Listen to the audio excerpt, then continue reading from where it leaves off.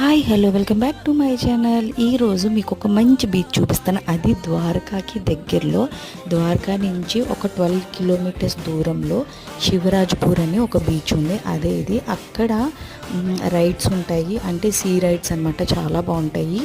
వీకెండ్స్లో అయితే చాలా ఎక్కువ మంది క్రౌడ్ ఉంటుంది. మేము వెళ్ళింది వీకెండ్ కాదు, అయినా పర్వాలేదు. రైడ్స్ కూడా అన్నీ తిప్పారు, ప్లస్ జనాలు కూడా బాగానే ఉన్నారు.